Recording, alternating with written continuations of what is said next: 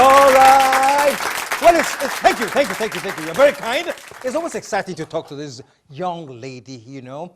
She's a creative entrepreneur, and the things that comes out of her imagination, you find in beautiful accessories. If you've seen this thing here, and this came from her. Some of you know the work already.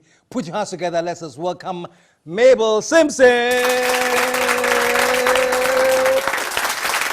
Yeah.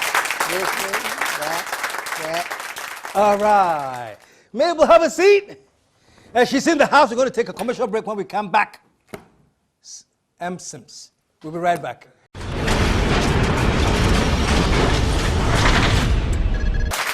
All right. Well, we're back. And today I'm hanging out with mSimps, Mabel Simpson. And Mabel, you first came on the KSM, TGIF. No, the KSM show. When you had switched from TGIF to Oh, when I switched. Yes. Okay.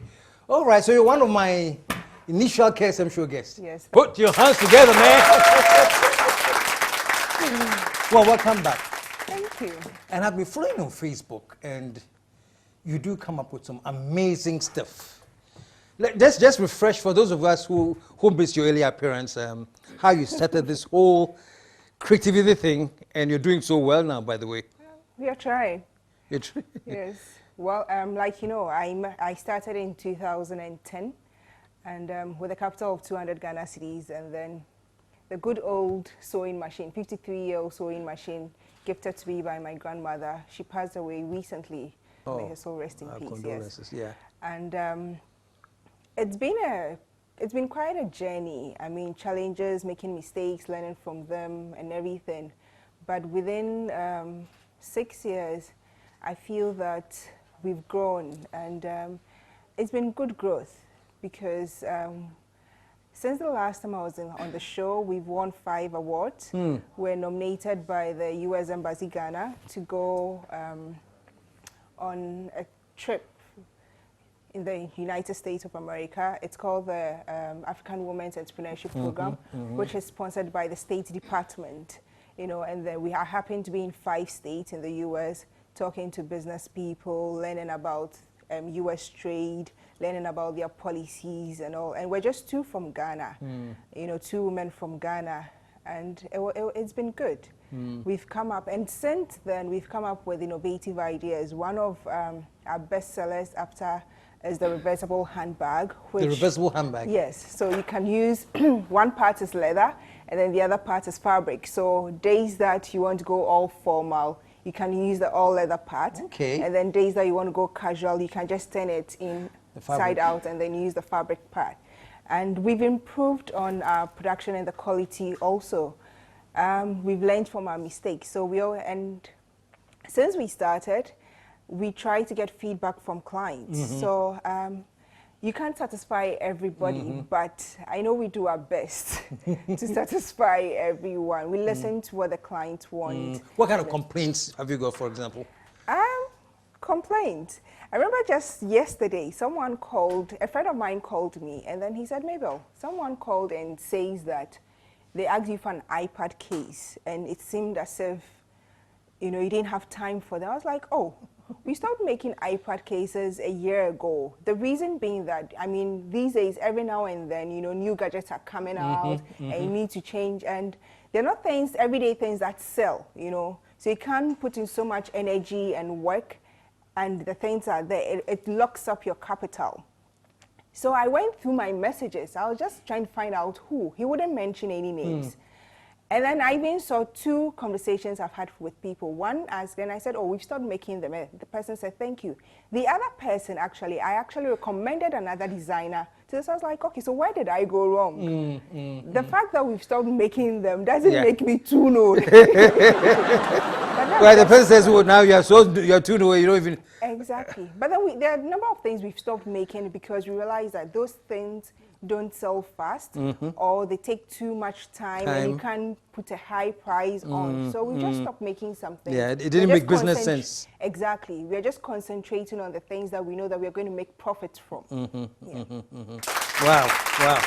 Who comes up with the concepts? Is it you, or you have a team that go and brainstorm and you come up with different stuff?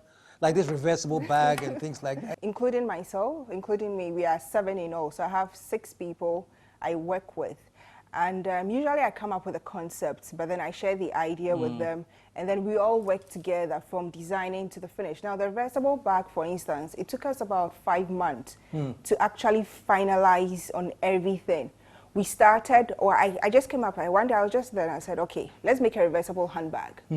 We've never seen one physically before or nothing, but I told myself we're going to do it. And then I took paper, I made a prototype and everything. It seemed so easy.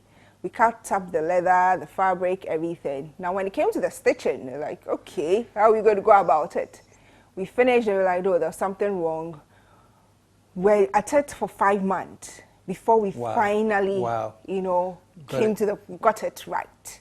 5 months, yes. Wow. And there are times, and again, I come to customer complaints. Someone will come, show you a bag and say, oh, do this for me. And you say, you know what, I'm sorry, but would prefer you picking, you know, pick one of our designs. Yeah.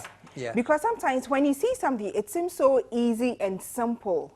But when you start making it, and how many people are even going to pay for samples? No one is going to pay you for that. The time you're spending on it and everything.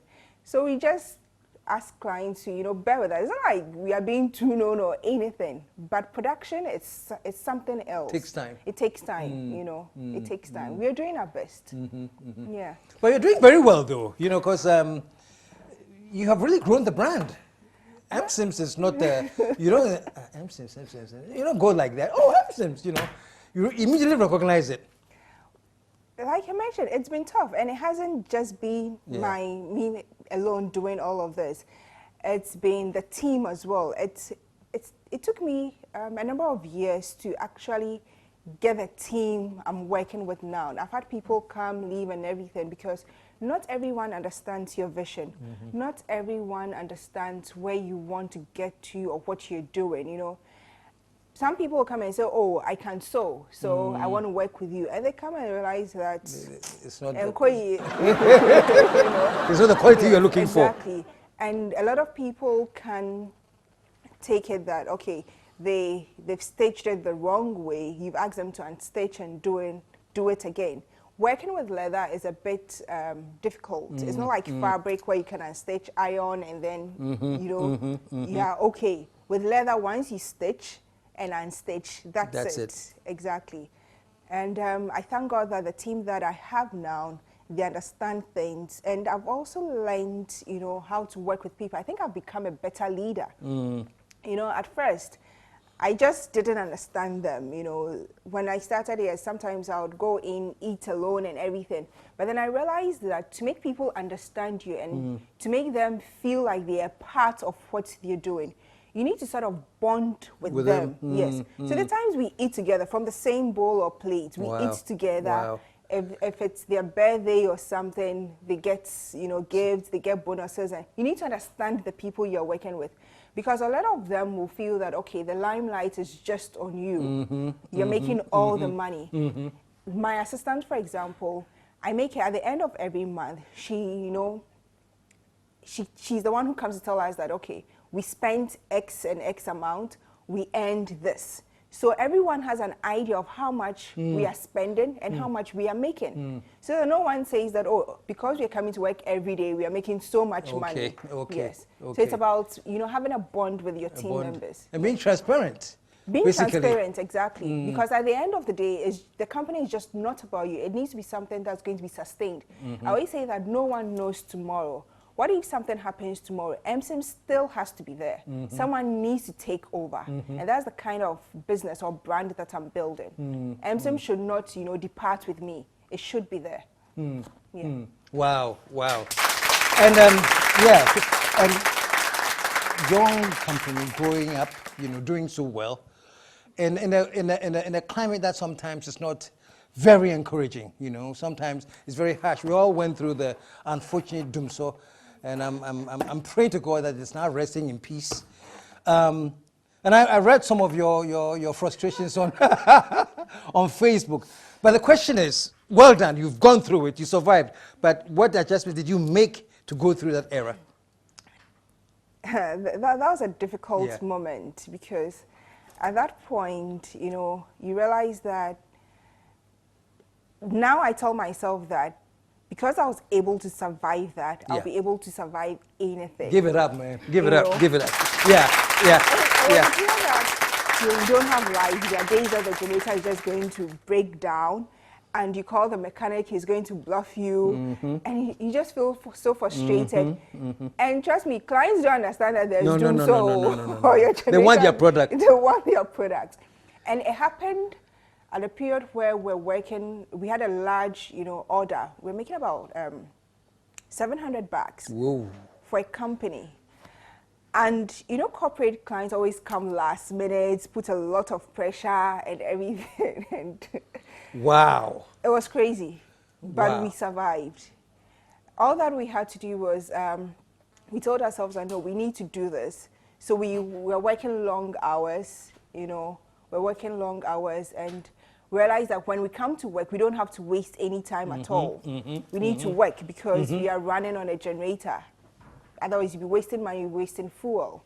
So that's what we did. But I think in everything, it was just as being strong about it. Doomsaw, has come to pass. Then we came to 2016. Prices just went up. Utility prices just went up.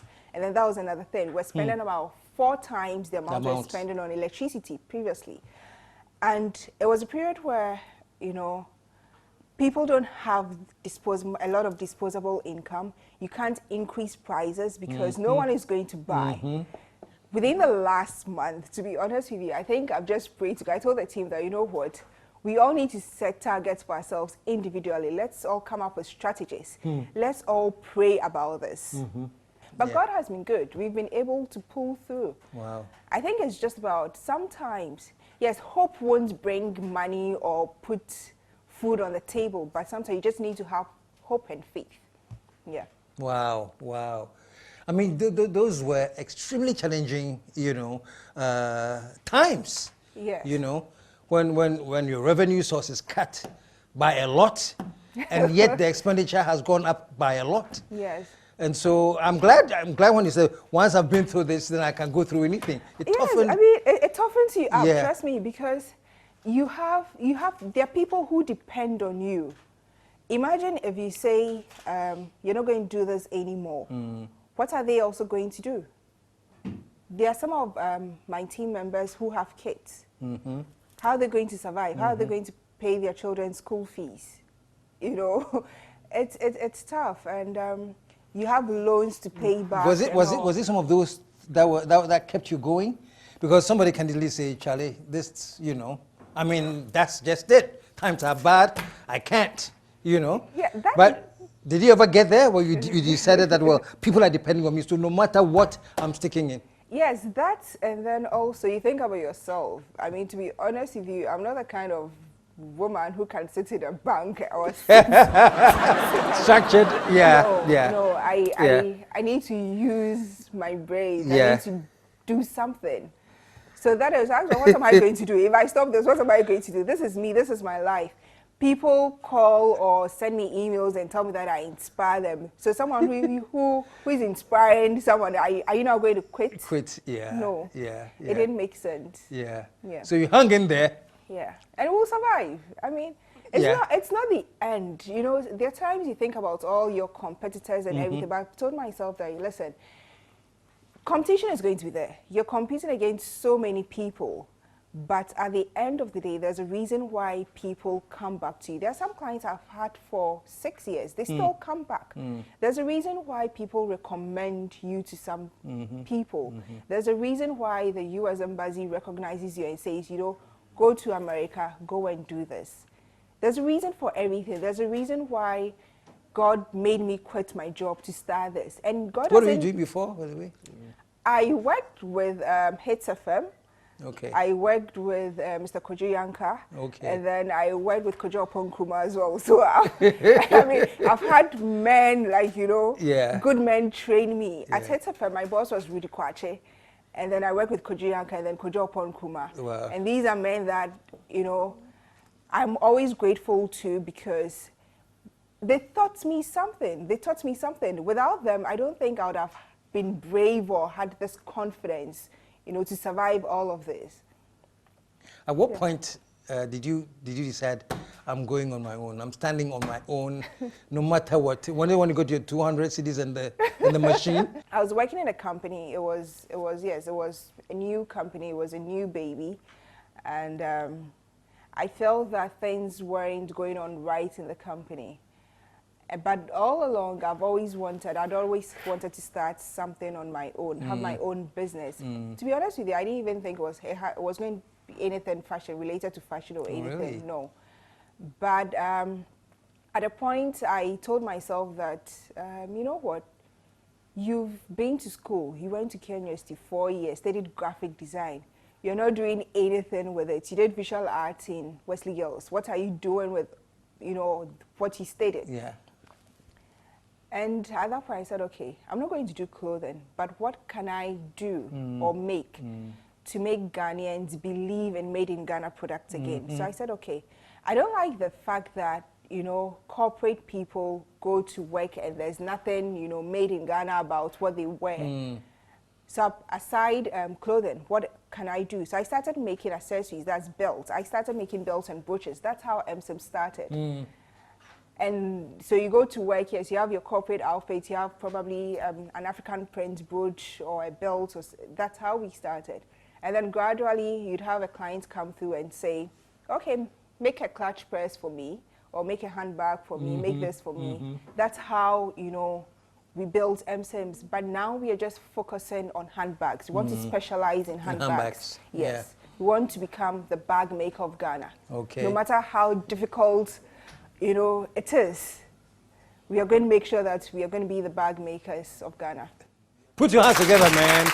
And honestly, that's it, and then let us patronize it, I mean, if we Ghanaians collectively also develop the love. If we stop saying that made in Ghana products are expensive, production cost is high. Yeah. Production cost is high. Yeah. I mean, if, let's say, a typical handbag, mSimps handbag, ranges between 140 and then 200 Ghana cedis. But think about this, that if, let's say, a bag is 200 Ghana cedis, out of that 200 Ghana cedis, you have your raw materials costs in there, you have electricity in there, or let's say utilities. And then you have 6 people you are paying, at the end of the month. There are other bills, phone calls and all that, transportation costs and all this, out of 200 Ghana cedis. And we are not China where we do mass production. No, we don't. So for a company to be profitable, it's difficult. For you to sustain a company, it's very difficult. So I just wish that Ghanaians would understand what manufacturers go through and realize that, no, made in Ghana products are not expensive. We are actually doing our best. We are doing our best.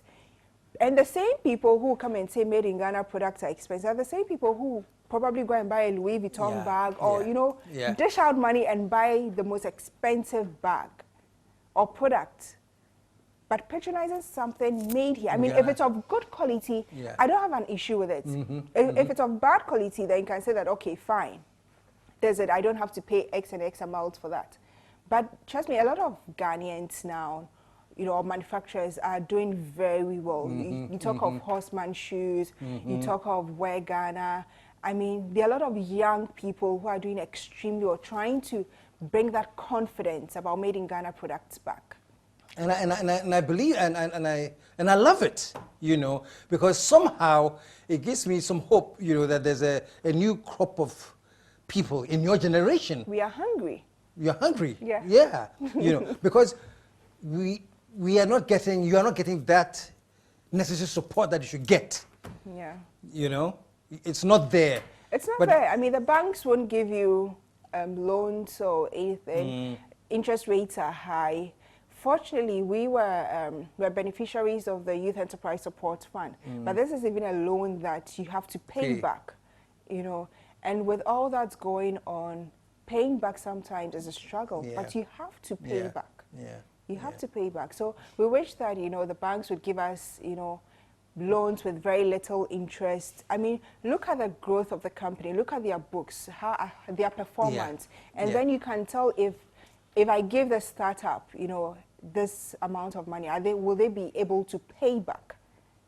And then we can help young, enterprises grow. That's a very, very good point, And I don't know how we can get banks to understand that when it comes to startups, sometimes you need to change the rules a little bit, I believe that companies like yours and that are proving they have a track record, they should be targeted for help, special assistance. And in the absence of that, that's what they're talking about. It's just a long struggle, and it's always like you're starting afresh. It is. I mean, we pay the same tax as the big companies, yeah. which sometimes is not fair.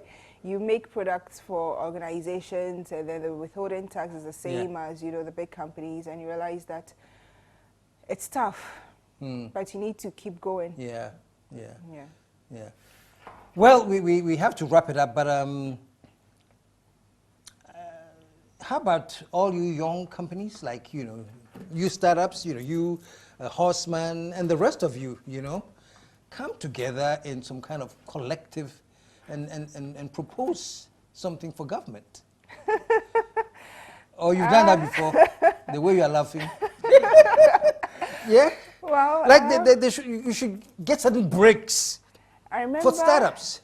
I remember when this Doomsor issue, started, and I was on a radio program. I happened to be on the show with Mr. Rashid Pelpo, and I made certain suggestions.